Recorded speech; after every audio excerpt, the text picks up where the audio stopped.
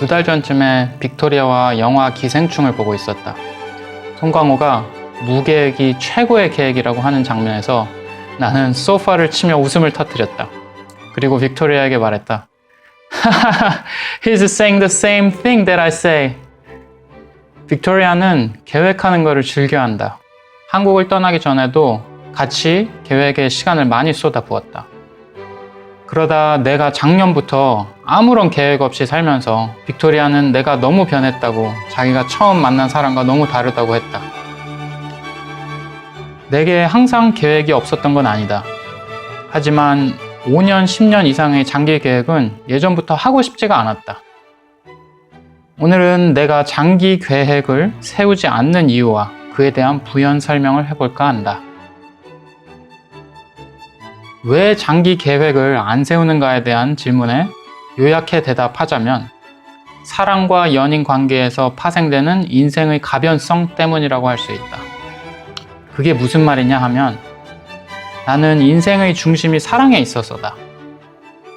사랑을 중심에 둔 인생이란 어떤 것인가?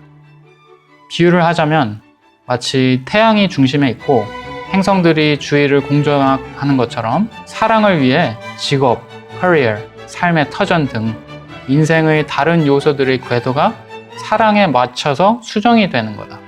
많은 사람들의 삶이 자신의 행복, 평화, 성취, 성공 등이 중심에 있고 나머지 것들이 절충되거나 조절되는 삶을 살듯이 나 같은 사람은 사랑이 인생의 구심점이 되어 삶이 움직이는 거다.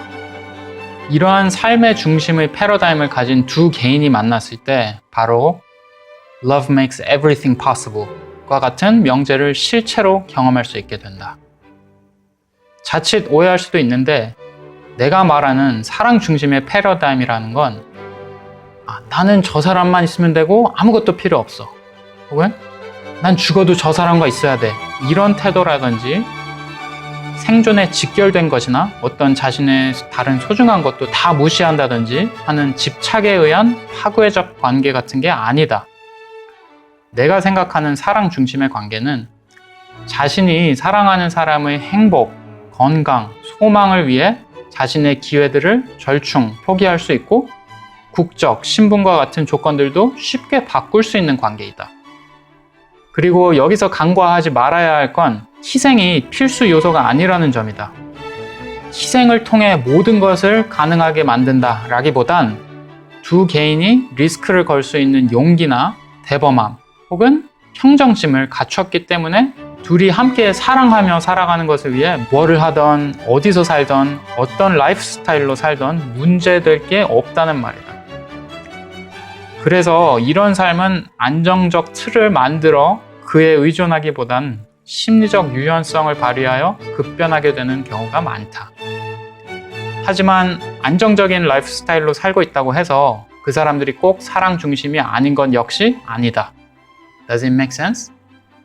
이런 사랑 중심 패러다임의 삶은 비단 커플 관계인 성애에만 국한되는 게 아니라 자기애, 형제애, 모성애, 부성애 등 다른 모든 형태의 사랑에서도 나타날 수 있다. 단지 연인 간의 사랑일 경우 두 개인의 역량 발휘에 의한 시너지가 다른 형태의 사랑에 비해 제일 크게 나는 것 같다. 이런 관계가 더 위대하다거나 진정한 사랑이다 라고 말하는 게 아니다. 이러한 사람도 있고 이러한 삶도 존재한다는 거다. 내가 사랑을 인생의 중심에 두었던 이유는 인간의 성장과 성숙을 이루는 데 있어서 사랑만큼 효과적인 게 없기 때문이다. 동시에 그만큼 파괴적인 것도 없다.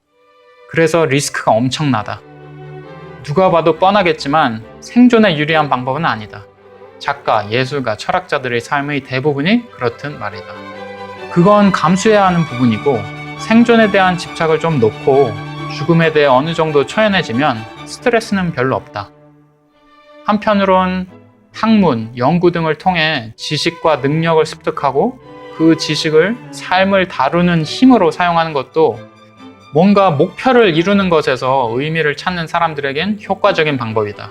지금까지의 관찰 결과 그런 사람들은 파워 트립에 빠지게 되는 경우가 허다하다.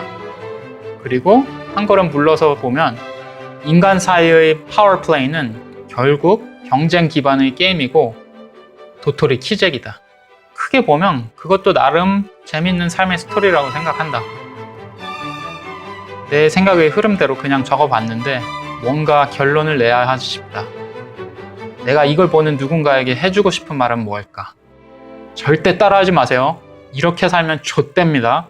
굶어 죽기 딱 좋아. 그냥 관중의 입장에서 이놈 죽나 안 죽나 관람하면 즐겨. 그러려고 만든 채널이야. 이렇게 말해도 따라할 놈들은 따라한다니까.